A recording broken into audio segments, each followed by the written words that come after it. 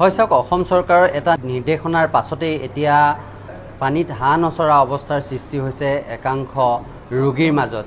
কিয়নো শেহতীয়াকৈ যি আয়ুষ্মান কাৰ্ডৰ অধীনত ডায়েলাইচিছৰ যি ব্যৱস্থা আছিলে, সেই ডায়েলাইচিছৰ ব্যৱস্থা সম্পূৰ্ণৰূপে আঁতৰাই দিছে আৰু এই মাহৰ 30 তাৰিখৰ পাছত কোনো ধৰণৰ আয়ুষ্মানৰ অধীনত ডায়েলাইচিছৰ সুবিধা নাপাব আৰু যাৰ বাবে এতিয়া যিসকল অতি দুখীয়া ঘৰৰ পৰিয়ালৰ লোকে চিকিৎসালয়ত গৈ যি আয়ুষ্মানৰ সুবিধা লাভ কৰিছিলে সেই সুবিধা লাভ নকৰিব, যাৰ বাবে এতিয়া ৰোগীসকল যথেষ্ট চিন্তাত পৰিছে। কিয়নো বহু দৰিদ্ৰ ঘৰৰ লোকে এই চৰকাৰী সুবিধা লৈ তেওঁলোকে ডায়েলাইচিছ কৰি আহিছিল। যিসকল ডায়েলাইচিছৰ ৰোগী থাকে তেওঁলোকে সপ্তাহত 3 বাৰ পৰ্যন্ত ডায়েলাইচিছ কৰিবলগীয়া হয় আৰু এইটো এটা অতি ব্যয়বহুল চিকিৎসা, কিয়নো এবাৰত প্ৰায় 2000-ৰ পৰা 4000 পৰ্যন্ত ডায়েলাইচিছত খৰচা হয়। যদিহে এবাৰত 4000কৈ টকা খৰচা হয় তেতিয়াহ'লে 48,000 টকা এক মাহত এই ৰোগীসকলে তেওঁলোকে খৰচ কৰিব লাগিব। এতিয়া যিসকল দুখীয়া পৰিয়ালৰ ঘৰৰ লোক আছে তেওঁলোকৰ মাজত এক হাহাকাৰ পৰিস্থিতিৰ সৃষ্টি হৈছে। মই বৰ্তমান উপস্থিত আছোঁ ডিমুৰ ৰজাবাৰীত অৱস্থিত স্বৰ্গদেউ চুকাফা মাল্টি স্পেচিয়েলিটি হস্পিটেলত আৰু এইসকল ৰোগী যিসকল দেখিছে তেওঁলোকে এতিয়া আচলতে মূৰে কপালে হাত দিবলগীয়া হৈছে, কিয়নো অহা মাহৰ 1 তাৰিখৰ পৰা তেওঁলোকে নিজৰ পইচাৰে এই যি ডায়েলাইচিছৰ ব্যৱস্থা সেয়া তেওঁলোকে কৰিব লাগিব। মই কিছুমান ৰোগীৰ কাষলৈ যাম যিসকলে আচলতে কেনেকুৱা ধৰণৰ সমস্যা তেওঁলোকৰ হৈছে। দাদা নমস্কাৰ। কি ক'ব এতিয়া? আচল কথা হ'ল আজি যিটো ব্যৱস্থা হৈছে ডায়েলিচিছৰ নামত তাৰমানে সম্পূৰ্ণৰূপে 30 জুনৰ পিছত যিটো বন্ধ হ'ব, সেই বন্ধ কথা গম পাই আমাৰ মানে পানীত হাঁহ নচৰা অৱস্থা আমি অতিশয় দুখ পাইছোঁ, অন্তৰত অতি আঘাত পাইছোঁ। কাৰণ মই 25 চনৰ 24 জানুৱাৰীৰ পৰা ডায়েলিচিছ কৰি আছোঁ।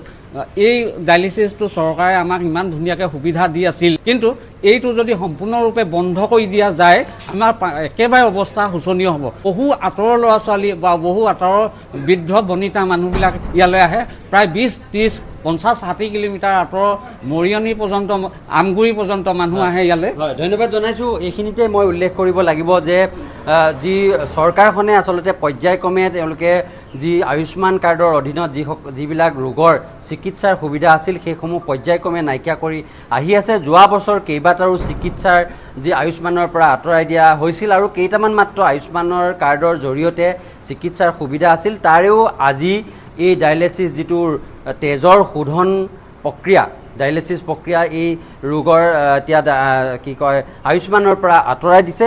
আৰু এজন ৰোগী আছে, মই আপোনাৰ ওচৰলৈ আহিছোঁ। চৰকাৰখন আহিয়ে এনেকুৱা এটা পদক্ষেপ গ্ৰহণ কৰিছে, কি ক'ব এই মুহূৰ্তত? আমি অত্যন্ত বহুত দুখ লাগিছে, কিয়নো আমি খুব ধুনীয়া কৰি ইয়াতে ডায়েলিচিছটো কৰি আছিলোঁ। এতিয়া এনেকুৱা হঠাতে এনেকৈ এটা ডিচিশ্যন লৈ ল'লে যিটো আমি ভাবিবই পৰা নাছিলোঁ। আৰু আমি এই সঁচা কথা ক'বলৈ গ'লে আমি গোটেই ডায়েলিচিছ মানুহখিনিয়ে আমি বহুত কষ্টৰে এইবাৰ ইলেকশ্যনটোত চবকে কৈছিলোঁ যে আপোনালোকে বিজেপিক ভোট দিব, কিয় আমাৰ ট্ৰিটমেণ্ট আমি পাই থাকিবৰ কাৰণে। কিন্তু এতিয়া হঠাতে বন্ধ কৰি দিয়াৰ লগে লগে এতিয়া আমাৰ যিটো অৱস্থা হৈছে তাক বুজাব নোৱাৰোঁ। আৰু তাৰ দ্বিতীয়তে কথাটো হ'ল কি, এতিয়া আমি ইয়াৰ পৰা অসম যিটো চৰকাৰী যিকেইখন হস্পিটেলত ডায়েলিচিছ চেণ্টাৰ আছে তাত 3টা, 4টা, 5টা ছিট আছে। তাত এই মানুহখিনি কেনেকৈ দিব? তাত আমি কেনেকৈ যাম, কি কৰিম তাত? এতিয়া গতিকে যদি বন্ধ কৰিছে কিন্তু আমাক তাৰ সুবিধাটো লাগে যে চৰকাৰীবিলাকত আমাক সুবিধা কৰি দিয়ক। হয়, এইখিনিতে ক'ব লাগিব চৰকাৰী চিকিৎসালয়ত এই ডায়েলিচিছৰ সুবিধা থাকিব, কিন্তু শিৱসাগৰ জিলাত জয়সাগৰত মাত্ৰ 6টা মেচিনত এই হাজাৰ হাজাৰ ৰোগীক কেনেধৰণে ডায়েলাইচিছ কৰিব। আৰু যদি ৱেইটিং লিষ্টত থাকে, এই ডায়েলাইচিছ প্ৰক্ৰিয়াতেও এনেকুৱা যে ৱেইটিং লিষ্টত থকা নহয়। আজি যদি আপোনাৰ সপ্তাহত 3 বাৰ আপুনি কৰাবই লাগিব, নহ'লে আপোনাৰ মৃত্যু চিৰসত্য। মই এই চিকিৎসালয়খন স্বৰ্গদেউ চুকাফা মাল্টি স্পেচিয়েলিটি হস্পিটেলৰ ব্যক্তি আছে, মই আপোনাৰ সৈতে জানিব বিচাৰিছোঁ কেনেকুৱা ধৰণৰ অসুবিধা হ'ব, কিমান ৰোগীয়ে আপোনাৰ ইয়াত দৈনিক ডায়েলাইচিছ কৰে? হয়, আমাৰ ইয়াত টোটেল 116জন পেচেণ্ট আছে ইতিমধ্যে, আৰু তাৰে ভিতৰৰ পৰা 82 গৰাকী ডায়েলাইচিছ পেচেণ্ট PMJৰ পেচেণ্ট। তো গতিকে যদি 30 তাৰিখৰ পিছত বন্ধ কৰি দিয়া হয়, এইসকল লোকে হয়তো শিৱসাগৰ চিভিললৈ যাব লাগিব, নহ'লে লিগিৰি পুখুৰীলৈ যাব লাগিব, যোনটো এটা ভাবিবলগীয়া বিষয় যে অলৰেডি তাত এক্সিষ্টিং এটা লোড তেওঁলোকে পেচেণ্ট লৈ আছে। তাৰ উপৰি এইসকল লোকক যেতিয়া তাত দি দিয়া হ'ব, গতিকে গোটেইসকল লোকৰ হয়তো ৱেইটিং লিষ্টত যাবলগীয়া পৰ্যায় এটা আহিব পাৰে, যোনটো হয়তো ডায়েলিচিছ যিহেতু এটা লাইফ ছেভিং প্ৰচিডিউৰ আমি সকলোৱে জানো। আৰু তাত ৱেইটিং লিষ্টত যোৱা মাত্ৰতে মৃত্যুৰ মুখলৈ ঠেলি দিয়াৰ লেখীয়া এটা পৰিস্থিতি আহিব পাৰে।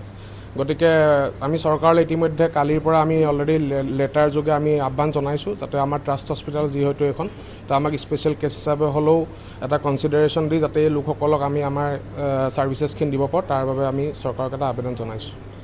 হয়, ধন্যবাদ জনাইছোঁ। আৰু এতিয়া শিৱসাগৰৰ যি চুকাফা মাল্টি স্পেচিয়েলিটি হস্পিটেলত যিসকল ৰোগীয়ে ডায়েলাইচিছ কৰি আহিছিল বছৰ বছৰ ধৰি, তেওঁলোকে মূৰে কপালে হাত দিবলগীয়া হৈছে, কিয়নো এই মাহৰ শেষৰ পৰা তেওঁলোকে নিজৰ গাঁঠিৰ ধনেৰে এই ৰোগৰ চিকিৎসা কৰিব লাগিব, যিটো প্ৰায় অসম্ভৱ, কিয়নো এজন ৰোগীৰ নামত মাহেকত প্ৰায় 42,000কৈ টকা তেওঁলোকে খৰচ কৰিব লাগিব, আৰু যিটো দুখীয়া দৰিদ্ৰ লোকৰ বাবে একেবাৰে অসম্ভৱ যেন কথা।